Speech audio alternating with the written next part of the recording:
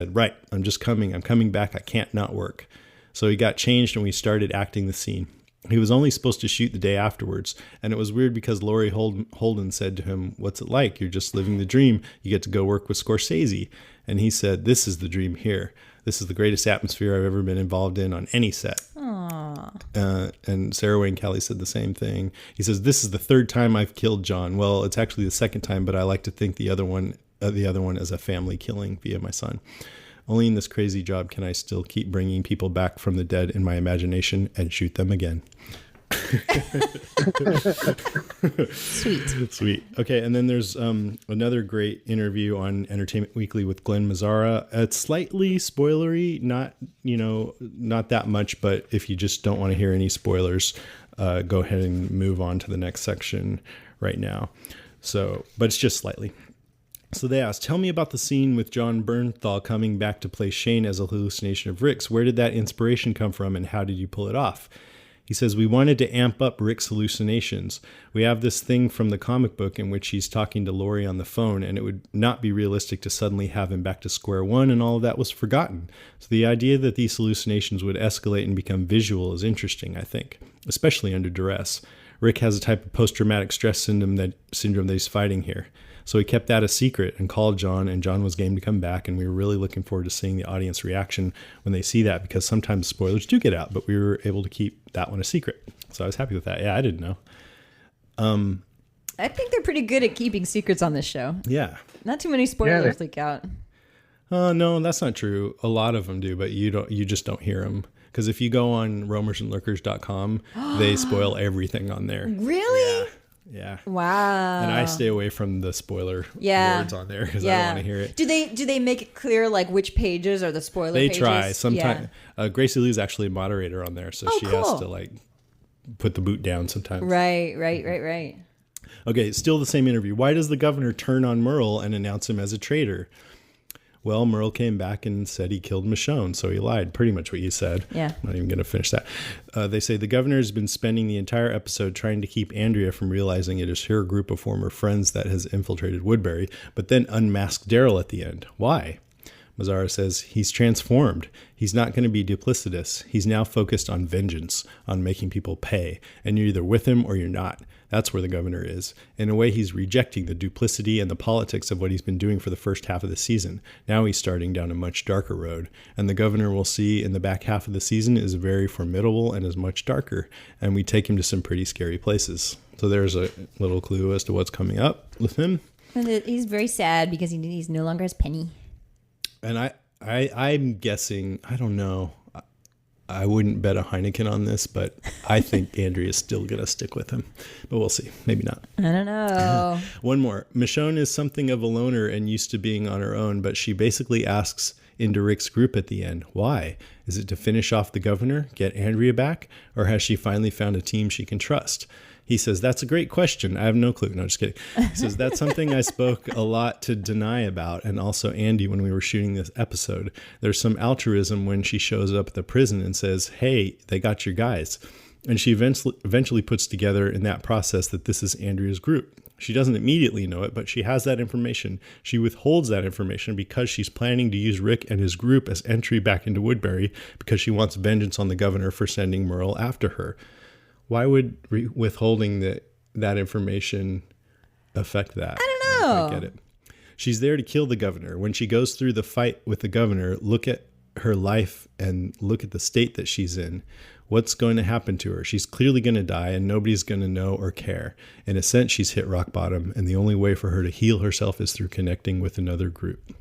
So that's a really good article, by the way, and there's much more to it, and it's even more spoilery. And if you want to read it, go to entertainmentweekly.com. That's it for the news. We'll take a little break. There's more to come. Stay with us.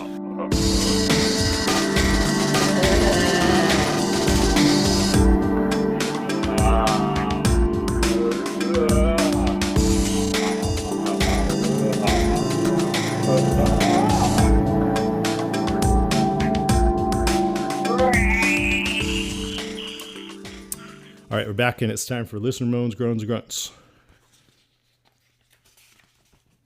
Brains. Before we get started, I just want to mention that last week, because last minute change, Karen and David did the show immediately after the show, or pretty like half hour later. Yeah. So we didn't have time to get all your calls. We got a few calls. So sorry about that. We didn't know, or else we would have told you. Yeah, and it was just Jason just sitting around drinking beer and yeah, can you believe that guy? We took a little field trip. Maybe you can guess where. An I'm not excursion, going to tell you. a junket, if you will. It has to do with. It's worth it though, right? It's so much fun. So much fun. It was totally worth it. Okay, Karen. Okay, this first email is from Conrad, and Conrad writes an ode to Dale, a sonnet. So he actually composed a sonnet for us. For Dale. For Dale. There was a time when we were free to roam in a world before everything went dim. Life was simpler when we lived in our homes, and we weren't afraid of being bit 10. Now, keeping alive's not the only problem. What's scary is people forgetting what life is. This apocalyptic world's gone brazen. No worries of any consequences. But I refuse to live my life that way. I remember that we were once human. We cry, we laugh, wake for another day. To feel that my heart beats to live again. I will do all I can to get ahead, but I won't call myself the Walking Dead. Thank you, Conrad. That sonnet was fabulous. And I like that you remembered Dale, even though it's season 3. Yeah, come on. Never forget Dale. And he is dead, though. He is dead. Thanks, Conrad. Very nice. Sweet. Okay, this next one's from Kate. She says, oh, wait, I got to make sure I have the thing here. Where is it?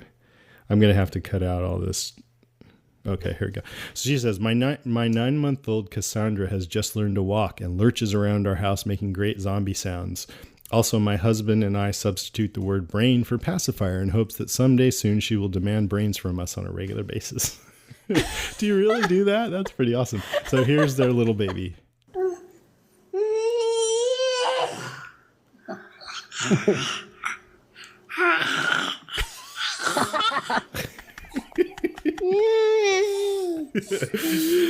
That'd be funny if you hear, ah! I honestly think that baby Cassie maybe wins Danny's posters. Yeah, there you go. That's cute. And she sent a picture and it was incredibly adorable. Oh my goodness. Look, Casey, so cute. Thanks for writing in. So Danny, you're next.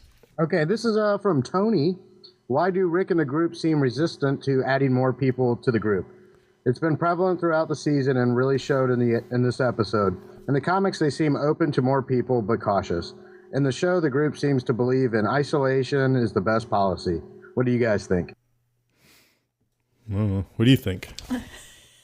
I mean, yeah, I think they're a bit stingy. Yeah, they are more like it is that us versus them thing more in the show even than in the comic, I think. They're paranoid a bit, right? Yeah. Yeah. I'm all kumbaya, bring in more people, but maybe I'd be the first one killed. I mean, undoubtedly, I'd be the first one killed. Really? You'd be more like, let's get more people to help out. And stuff like that. I'm a trustworthy person, which is why I'm sure I would die. I think if you've been starving in the woods, you're probably less likely just because you're more conservative with your food. Right. It's more people to feed. Mm-hmm. Mm-hmm. And I'm going to kill you later after this, by the way. Ah, that's I lured sweet. you here. Yeah, that's fine. That's fine, man. I've been killed recently. This next one comes from Stuart. Stuart sent us a haiku, and it's a fabulous haiku.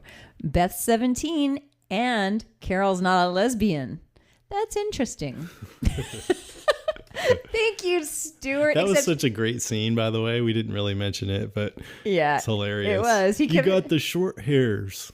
You're not a lesbian? That's interesting. No, I'm not. And then she's like, well, it's funny because I was watching last night's episode with a group of people, and 2 of the people were lesbians, and they did have short hair. Did they laugh?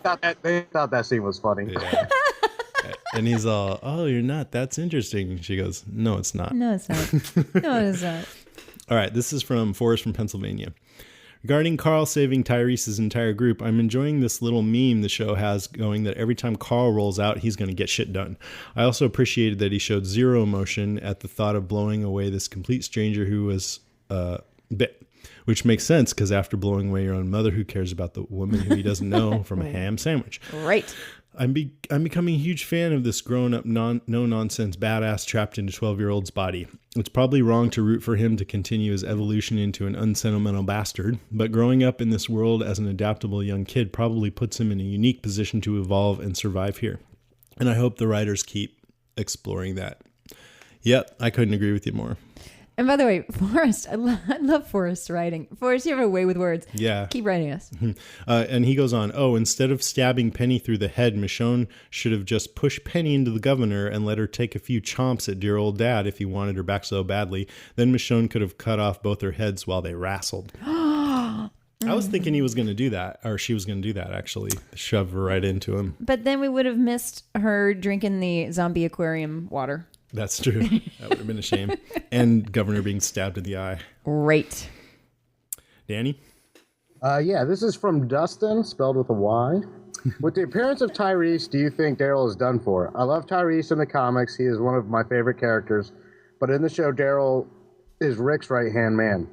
I so hope they don't kill off Daryl, but I don't see how they can both be Rick's second in charge. Yeah. God, that's true. I don't think Tyrese is gonna last. No. Yeah. No, because then they're going to find Morgan. It's Daryl too much. Yes, they're gonna find Morgan. As soon as they find Morgan, Tyrese is out of there. Yeah, Daryl's sticking around. He's safe. Daryl is, I think, the safest person in the history of TV. Yeah. Next to Glenn.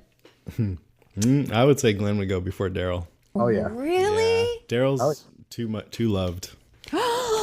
They know they're going to lose a few million people if Daryl goes, if not more. I love Glenn more than anything in the whole, except my husband, of course, and my cat. I love you, honey. Okay, this next email is from John. John says, let me start by saying I love the mid-season finale, but there were a couple of scenes that I wish had ended differently. Instead of my favorite moments from this show, I thought I would do something different. Here are the things I wish I would have seen. 1, Andrea shoots Glenn or Maggie during the escape. It would have been awesome if she had realized the Raiders were her old group that way. Oh, it would have been sad, though. And as I mentioned, Glenn is my favorite character. So you hope she would have shot Maggie. I would have gone there personally and shot Andrea if she had shot Glenn. Or Maggie, because I love Maggie, too. And Maggie makes Glenn happy.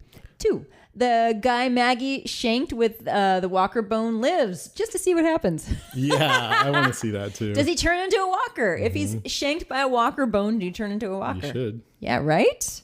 Yeah, definitely. Thank you, Danny.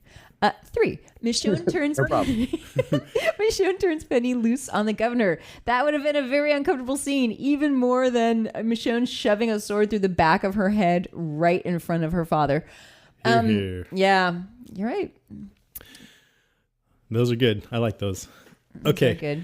Now we just go alternate back and forth. So I'll go first. Raylan says, Carol and Axel are, quote, keeping watch in the guard tower. We know what happens up there. Sexy time. I didn't notice that. They went up in the guard tower?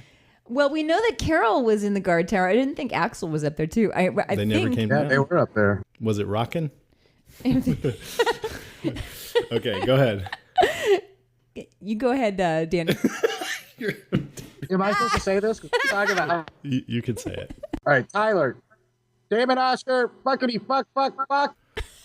Soundbite. That's our new soundbite. Thank you, Danny. I thought this was a family show. John writes, the governor's pissed off look at Merle was awesome. I almost forgot he lied about Michonne being dead till I saw the look of death. Drea says, we'll miss you guys so much during the hiatus. Would you ever consider doing a couple of live casts even when the season is on break? We need you, Karen and Jason. Ha ha ha, don't get bit. Would we consider that if we thought more than 2 people were going to show up? Yeah, absolutely. Yeah. They're doing that marathon New Year's Day. You should do that. Okay. God, you're right. We should. Except I'm going to the Rose Bowl to see Stanford play in the Rose Bowl. Mm-hmm. We'll do 1 or 2, yeah. Daryl and Meryl meet at last. I have a feeling Meryl may end up as the governor's mole in Rick's group. That's pretty good. Yeah, I mean, some people were suggesting that maybe that whole thing was staged and Merle knew about it and it was just a ploy to get Daryl to bring Merle back to their group? Maybe. Yeah, you know what? That would be a pretty good move there. Anne says, what the H? Why weren't our heroes wearing the protective riot gear on the rescue mission? Because the protective riot gear is fused to zombies. Yeah, you don't want to wear that. That's gross. Yeah. Ew. Tom says, my only thoughts about this episode, is it February yet?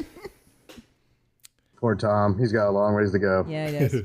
Jana Lee, Michonne does not merely survive, she thrives. The care she took with the child shows me her compassionate side. She is obviously a multifaceted character, and I can't wait until we learn more about her. Yeah, I think she's holding back. I think the writers are holding back with her. Yeah, They me need too. to give her some lines. And they will. I know they will. Yeah. They're already starting to show little hints. Yeah.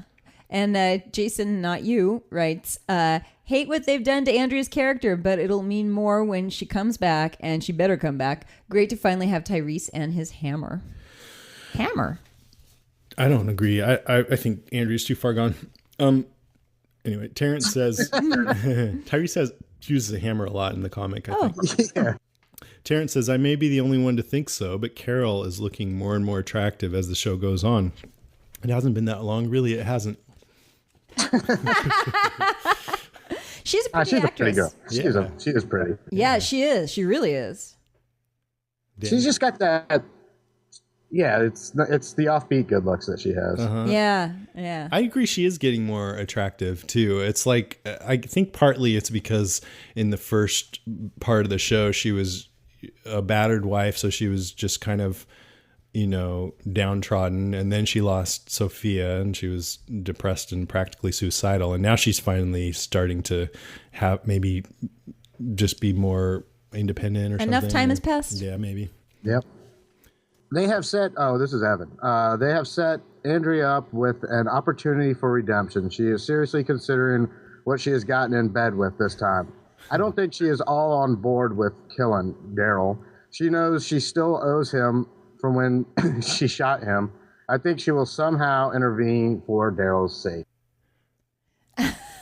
Could be. Could be. And Daniel-san says, I love Daniel-san's comments. He's a smart ass. I know. He says, great episode. I have to say, though, since the Axel scene with Beth, all I was thinking the whole time was, Karen owns Jason a beer. Yay. Well, we'll see, Daniel. Poor misunderstood mechanic. I think not. Grease monkey pedophile.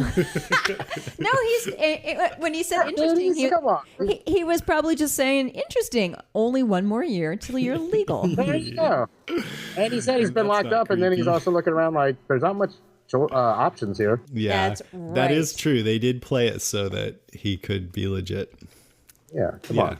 Who can blame him? Okay, now we'll move on to some calls. This is Mike from Cleveland. Hi, Jason and Karen. This is Mike from Cleveland, and I just wanted to call in with my top 5 on the big season finale, or not the season finale, but the mid-season finale. Great episode. Just wanted to chime in on a few things. My number 5 would be Glenn's resourcefulness. When him and Maggie were caught in the holding cell there with that zombie, Glenn pulling out that arm and digging out the bones to find some sharp little jagged pieces to use as a weapon was quite twisted and resourceful. Number 4 would be Maggie putting that bone to good use, taking out the guy that came with Merle to take them out to the gallows or wherever they were going to take them to. Which makes me think that, Merle, he's such an insecure, chronic liar, because first he told the governor that he killed Michonne, and then he blamed the death of the guy that Maggie killed with the bone on Rick and the terrorist group.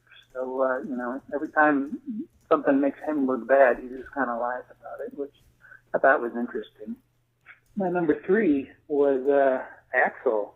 He's feeling pretty secure in the group now, and he's putting the moves on the ladies. First, he's kind of digging on Beth there, and I love the look on Carl's face when he was getting a little too close to Beth there. And then when Carol pulled him out, then he just assumed that she was a lesbian. That was a little hysterical there too. loved that part. And he's like, well, you got the short hair, you're a lesbian. And then later on, Herschel referred to Carol and Axel out in the watchtower doing guard duty. So I'm wondering if something's going to be going on with them, and if Carol's not going to be too happy about that. My number 2 would be the fight between Michonne and the governor. That was an awesome little battle there. And when she got that shard of glass and shoved it into his head, I'm thinking, no way, they cannot be killing the governor this early in the series with a long piece of glass through the brain. But I guess it did not go through the eye socket that far and took out his eye. So governor pulled through. Crazy guy. And I guess my number 1 would be the cliffhanger ending, the people within the two groups kind of turning on one another, Rick not trusting Michonne, and the governor not trusting Merle anymore. And putting Merle and Daryl on display with the crowd yelling for their deaths is a pretty big cliffhanger there to end the mid-season on. And not to spoil anything, but when they were showing the scene from the next episode, they did show... He got cut off. Yeah, I would think so. So one thing he mentioned, what did he mention? Oh, that with Rick not trusting Michonne. Did that sort of turn by the end where it looked like Rick was going to accept her, or I don't remember. No, he looked pissed off at her. He took away her katana, I think, right, Danny? Yeah, he did. Okay. Yeah, he's like, I'll take that. Okay. Yeah, he did not trust her. So that was a cliffhanger. Okay, this next call is... And by the way, thanks for calling Mike. This is from Brittany, our friend Brittany. Yay, Brittany, birthday Brittany. is yesterday or today? She's our Tumblr gal. We love Happy Brittany. birthday, Brittany. Happy birthday, Brittany. There you go. Hey, Jason and Karen, it's Brittany. And I just wanted to ask why you guys think Michonne doesn't give Andrea the pertinent information when they see each other.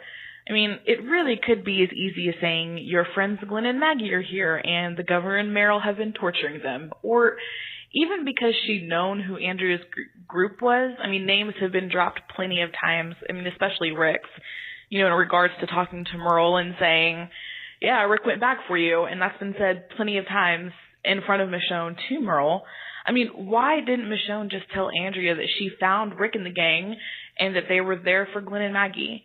I mean, after all their time together surviving before Woodbury, it doesn't seem like Michonne and Andrea have very much to show for it. So I'm wondering what your thoughts would be on that. Bye. I think it's a TV device where people don't give each other enough information, so it'll be more dramatic. And it is infuriating. And Lost did that constantly, by the way. That was one of the things I didn't like about Lost when I was still loving everything else about Lost. Really? Yeah. They never talked about why what's don't going you on. just tell each other what's going on? Yeah. And you also couldn't help but to feel that those smoke canisters weren't placed in there by the writers so that no one could see anybody. Yeah, you're right. You're Totally. right. But yeah, at least that was also a good idea for them to, have the upper hand in the town. But yeah, convenient. Yeah. Okay, there's 2 more calls. This next one is from Corey from Gary, Indiana. Yeah, I have a question. I'm just wondering, when the baby grows up, is the baby going to be taught like basic things since Lori isn't there, like math, or don't put your elbows on the table while you're eating, or when somebody sneezes, you say bless you. Like, since Lori's gone, I feel like that was the one who was doing homework with Carl and, teaching Carl the basic things, trying to keep that normal life there. But now that she's gone, I don't know, what's going to happen now. Is Rick's going to step up, or maybe Herschel? But I'm just wondering, is there a chance for that daughter growing up He sounds really to concerned. live a normal life, somewhat of a normal life, even though it's pretty much impossible? But my name's Corey Mayberry, and I hope you put this question on there and let me hear your guys' answer. Aww. Thank you very much. I think this is Corey. an obvious answer that it's Daryl who will teach etiquette on how to catch and eat varmints. And craft ear necklaces. Yeah. Yes, I agree. And I'm not totally kidding. I mean, he seems to love kids, you know. He'll take him under his wing and Herschel will teach the kid manners. Corey, you're really, really sweet to be concerned about Judith's table manners. That's sweet. and Beth is there And Beth is there. for a while. Maggie's there. There's lots of people. Carol, there's people that will. This kid is going to be raised by a village.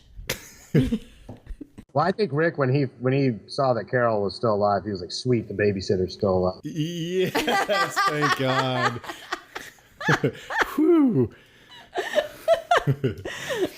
Okay, one more call. This is Max from Connecticut. It's another kind of long one, I think. Okay, guys, Max from Connecticut. How did they know it was Daryl in the rings that they captured?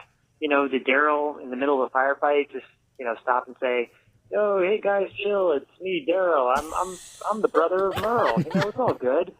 No, I mean, it just doesn't make sense to me. And also, while the governor is selling out Merle, I mean, why didn't Merle say anything? He didn't know his brother was there yet. He wasn't speechless yet.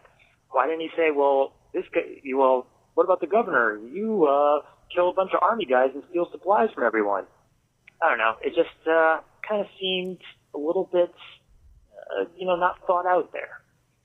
Okay, time for good stuff. Good stuff. First of all, Andrea, I don't think she boinked anyone this episode. That's awesome. I'm very pleased about that. Although she was a little whiny when she didn't get to do what she wanted, but, it's a step. Second of all, High praise. Michonne, I think Denai Guerrera is showing a lot of layers to her character. I like that Michonne realized that, she doesn't give any people any chances ever. And, she realized she had to open up to Rick's group, and, she was just totally, let her guard down, put her hands up at the end, and just kind of put herself at the mercy of them, gave them unconditional trust. I like that. Second pro, Shane was totally badass. I hate the character Shane, because he's a dick, but it was just awesome that they brought that in. It just shows that, they're not going to get rid of the phone, the same idea translated to something different. I thought that was pretty effective. And lastly, I mean, again, as happy as I am that Tyrese is in the book or in the show, I do wish they did it differently, but Tyrese is here, man. It's awesome. Tyrese is the bomb. Get the NFL up in the Walking Dead house. All right, that's it. I guess I gotta wait 2 months now. Might as well, focus on the future of children's education. Whatever. Max from Connecticut. Later. I think you shouldn't. But he does not like Andrea, does he? You shouldn't be so cheery, Max. You should tone it down. Yeah. One of the texters said, "Did he just say boinked?" Yeah. He's not a fan of Andrea. No. I don't blame you. Somebody's got to get some. That's right. Yeah, that's true. Yeah, and yeah, to be serious, like I think I don't blame Andrea. I've always said, I mean, I don't want to go over the whole thing again, but from what she has seen, especially before the last episode or two, it would make sense for her to fall for this charismatic leader type, And then as each new thing gets revealed, it's a little more like, oh, maybe not. But at first, before she knew all that, yeah, of course, go for it. Love is blind. Yeah. Let's face it. During the zombie apocalypse. There aren't that many guys to choose from. Let's face it. Love in the zombie apocalypse. All right, I'm going to move on to comic talk. It's just me this week. Jaden's out.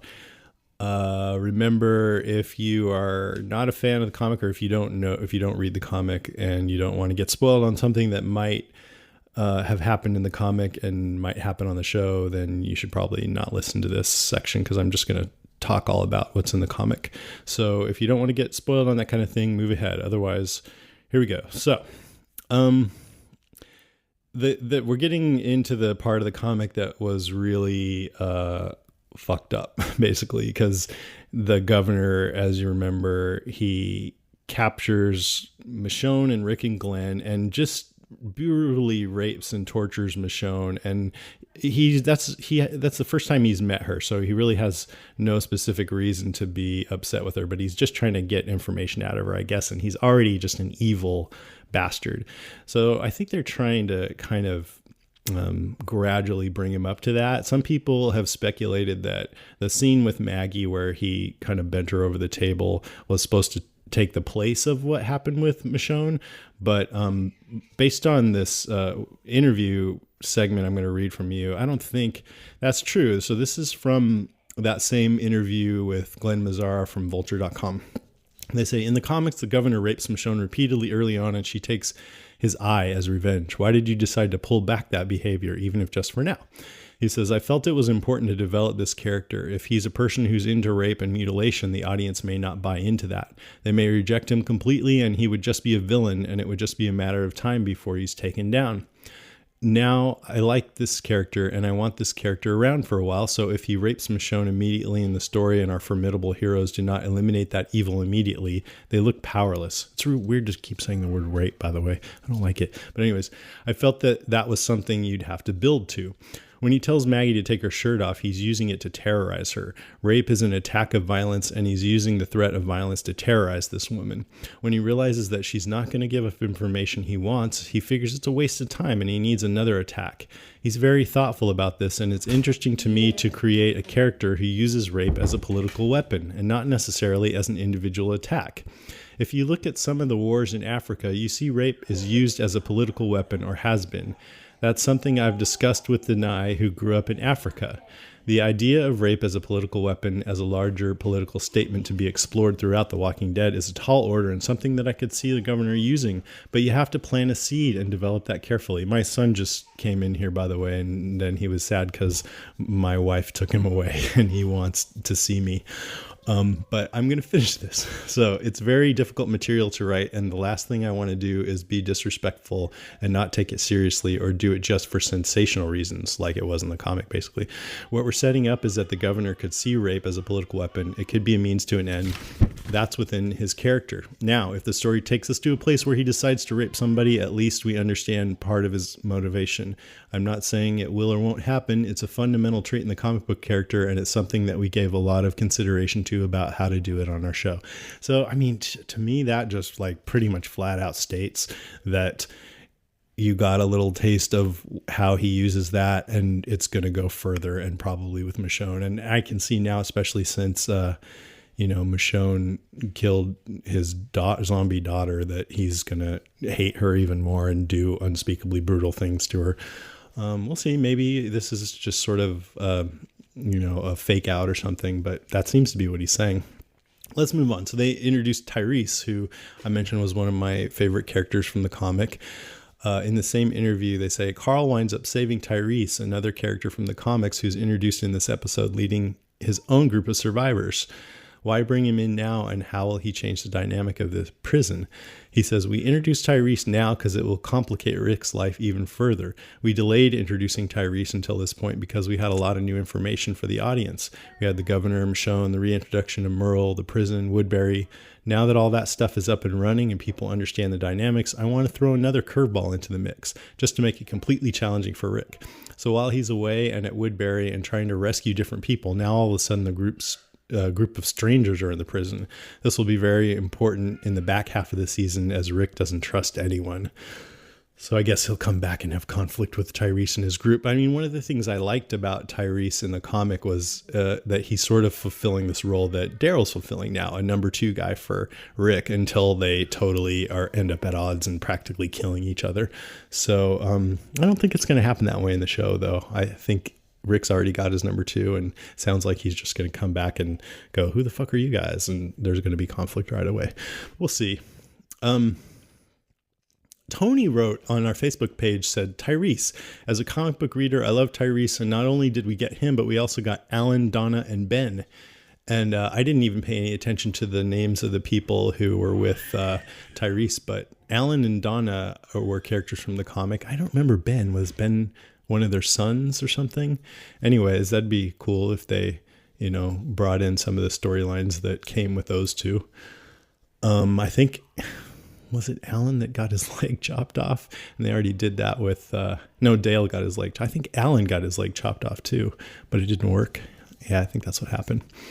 Anyways, Axel got really creepy this episode. And I think my bet with Karen isn't really fair because The reason why I think Axel is a maniac is because in the comic, what's his name? Thomas was a maniac, and he seemed totally benign like Axel does, and ended up chopping off Herschel's daughter's heads. So Axel seems totally benign, and he's getting kind of creepy. And I guess partly I kind of hope that he does something like that, because it'd be gruesomely awesome. So, I mean, I like Beth, but she seems like the most obvious candidate. My poor kid. I'm almost done. And then this is from Tom. He says, what if Andrea is meant to take the role of the comic book character Lily, someone the governor trusts who betrays him after realizing just how much of a douche he is? Might be something to think about. Yeah, I hadn't thought about that, but if I remember right, Lily in the comic, I don't remember that much about her, but she was, with the governor's group, and then I think she ends up killing him in the end when they attack the prison. So maybe Andrea will do that instead. I think that'd be a good development. That's about it. Let's move on to next week on The Walking Dead. Okay, so next week on The Walking Dead, there is no Walking Dead. Oh yeah, but they had a huge, showing what's coming up, and did you watch that? Instead of next week on The Walking Dead, I have coming in February, and that makes sense. To be more precise, coming February 10th. Shut up. Coming February 10th. The name of the episode is The Suicide King. That is the season 3 part 2 first episode, The Suicide King. It is going to be written by Evan Riley and directed by Leslie Linka Glatter. I think that's how you pronounce her name. So written by Evan Riley. Evan Riley, you've probably heard this name many times. Lots of writing creds, including Walk With Me, which was the third one from the season. Better Angels, Nebraska, Cherokee Rose. Basically, Evan Riley is the bomb. He's also lots of producer credits. He's written for Rescue Me, and he even has some acting credits on Rescue Me. That's kind of interesting. Oh, I didn't know that. Yeah. And this Leslie... I asked to interview him, and he said he doesn't talk about his writing. He doesn't want to talk about his writing. He wants to write about his writing. Yeah, exactly. Fine, Evan Riley. No, I respect that. But we still want to talk to you. And you don't have to talk about your writing. Maybe you can just come in and chat with us. We'll talk about other things. Talk about bowling. It's directed by Leslie Linka Glatter. Sexual habits. Yeah, that won't make you uncomfortable. And Leslie Linka Glatter, if I'm pronouncing this right, directed episodes of True Blood and Mad Men. So interesting They're getting some talent. Directorial. Yes, they are. No previous Walking Dead experience, but that's right. Okay. We'll try you out, and should be a really good one. Again, February 10th. But as Danny mentioned before, I think it was you, Danny, they're doing a New Year's Eve marathon of The Walking Dead. Yeah. Is it New Year's Eve, New Year's Day? I think it's a New Year's Day. Oh, okay. I just saw the commercials. I think it's New Year's Day. Yeah, I'm I not think sure. you're right. I think you're absolutely right. And so, I mean, if you don't mind waiting a couple weeks, you can. It's like all 3 seasons. I don't know. And as we've said before, mix yourself up some zombie cocktails and put your pajamas on, get on the couch, and enjoy a whole Walking Dead marathon. When you start to fall asleep, pop a couple Adderall. That's what I recommend. You guys need one of those like clocks that counts down until the next new episode. That's not a bad idea. By the way, speaking of commercials, did you guys see the commercial that it was like a dating service, and this guy is like texting a girl, and she responds back, and she says, "Can't wait to eat you," and you can see her fingers, and her fingers are all gross. Super cute. Those 8 saying they can't wait to eat your computer. That's funny. Danny, how else should we improve the podcast? What would you do? You guys are awesome, man. What are you talking about? Just have me on more. Okay. Done. Well, and as Greg and I have talked, we are working on more prints for the future, and cool. We are trying to work on a certain fan favorite. So that's all I can say. Oh, who could it be? I wonder. Maybe you can also think about doing an aquarium zombie head. That would be awesome. Actually, that'd be a good idea just for an aquarium. You know the RV zombie that you did? Yeah, That's my favorite. that's my favorite too. Yeah, I love that one. And when I was a zombie on The Walking Dead, I met the guy who made him up, and I was just like so impressed. Wow, you made up the RV zombie. Yeah. Yeah, I did the whole nerd thing when I was in the makeup chair. I couldn't help just ask the guys question after question after question. They're rock stars. They're the coolest guys. They are. I told them they're rock stars. Me too. And they've worked on, like, you name a movie, and if they haven't worked on it, they know the guys who have. Yeah, you can't top those guys' stories. No. We were geeking out over Breaking Bad. It was great. When did One of them was telling me about how, I was talking about how I love Thriller and watching the making of. And he was like, yeah, I used to work for Rick Baker. They had all that Thriller stuff down in the basement. I was like, no way, what? And he's like, yeah. It's just like, dang it, you guys are cool. I told him one of my favorite movies ever is Fight Club, and one of the guys was like, oh yeah, I did the bag of human fat. He told me all the story of how he had to like look at real human fat in a cup and try to make it just like that. They're the rock stars over there, I tell you. And by the way, I have one more request for you, Danny. Michonne's Pets. That would be a great poster. Just saying. Oh, that could be the fan favorite. Well, I might have just, all right. Okay, next. Actually, that's it, right? You guys That's ready it. to close out? Yeah. That's it. All right, that's our show, episode 83. Thanks for listening, everybody. Thanks, everybody. Thank you, Danny, for joining us. It was a lot of fun. Thank you for having me. Yeah, it was Thank you, awesome. Danny. I'll do it. I like having you on because you're just such an obvious big fan of the show, and Dork. it's You fun to mean hear dork? your enthusiasm. So, in the next couple of days, I'm going to be interviewing Denai Gurira. Tomorrow, actually, we're scheduled to. Sometimes these things fall through, but hopefully. So watch for that to come out in the next couple of days. I'm really excited about that. If this is our last show before the hiatus, which I've However. learned to say correctly, hiatus. But we should have more. We're going to be podcasting bi-weekly over the hiatus. And so we should have more interviews, and we'll do another Breaking Bad edition to cover the rest of season 5 that's aired so far that we didn't cover. I'm looking forward to that. We'll have Lissy on again. We might throw in a movie review or two. We'll have probably more contests because people keep sending us cool stuff to give away. We'll be back in, a couple of weeks? Yeah. With something that we haven't decided on yet. But come back for that. That sounds exciting. It's going to be great. And don't forget to send in your zombie sounds by January 31st to win a full set of Danny Miller's awesome posters. For the rest of you who don't stick around for the hiatus, we'll see you back in February when Walking Dead Season 3 resumes, which I'm totally looking forward to. And everybody, if you like what we've been doing this season, we would totally appreciate it if you'd go leave us a review or a rating on iTunes. I know there's a few of you out there who haven't done it yet, so we'd totally appreciate it. If you're not sure how to do it, by the way, you can go to walkingdeadcast.com/about to learn how. And it helps us stay up in the rankings and makes it easier to get interviews like the one we're doing with Denai tomorrow. Santa, for Christmas, I want all our listeners to rate us on iTunes. Thank you. Love, Jason. Okay, You guys know what you might want to do is start the mid-season finale Walking Dead Depression Hotline. Let the fans know that there's still other fun things out there. There's the holidays, there's the Super Bowl.